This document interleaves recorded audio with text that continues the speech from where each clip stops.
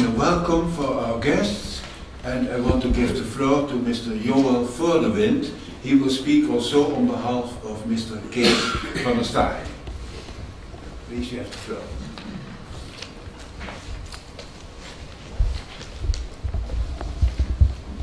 Thank you very much. It's good to be here again, and I remember it was, I think, on December that we saw each other.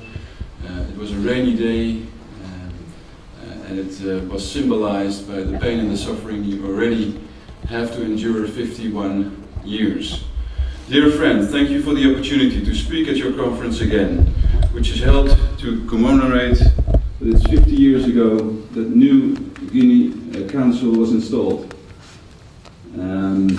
As I said, last December I had the opportunity to speak to you, and I made a reference there out of the Bible that was spoken to read, "Your people are my people, and your God is my God." And people have been striving for respect for human rights, for the right not to be arrested when raising the flag, for the right not to be shot when demonstrating, for the right to wear your indigenous clothing.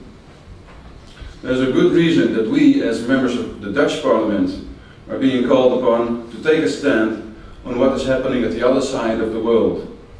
In the flyer I received on your theatre piece, I read the following words. Papua was abandoned as a child by the Dutch father and had to grow up under terrible circumstances, under the rule of its Indonesian stepfather. It is true that the Netherlands has a moral and historical obligation towards your people. In my contacts with the ambassador, I have repeatedly addressed the plea of West Papua. I can tell you how my party, the Christian Union, has raised the way in which the citizens of West Papua suffered for years and years. This fact, however, gives me a little reason to be proud. In fact, it is saddening to see how little the situation has changed.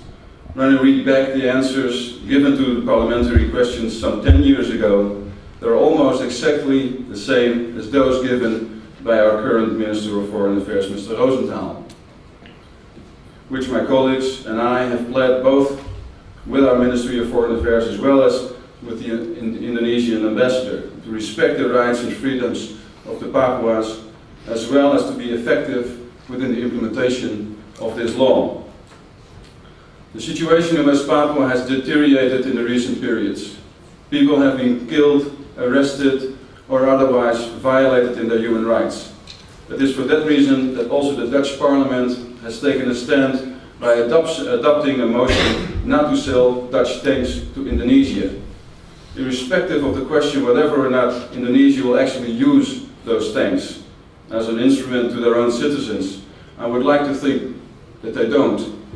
But at the same time, I won't take the risk of selling the Dutch tanks to the Indonesian government while there is a risk and while there are human rights violated against the people of West Papua. I know that there are some that support your cause that are tired of slow progress and negative developments, including the violations of human rights. I know some believe that political and diplomatic instruments has failed and that the time has come to take another road. My message to you is short and simple. Do not give up. It's my prayer, however, that those striving for your cause remain to do so peacefully and democratically. My message to the Indonesian government is clear. Demilitarize West Papua. Respect fundamental human rights of those living in West Papua. And do not arrest, attack or harass peaceful demonstrators. Bring those who did so to justice. Do not limit the rights of those wearing indigenous clothes. Do not arrest those raising the Papuan flag. To you here, I end this message. In the Dutch Parliament, you will find allies in your struggle for the respect of fundamental human rights. You will find an ally in the Christian Union, and you will find an ally in me. Thank you very much.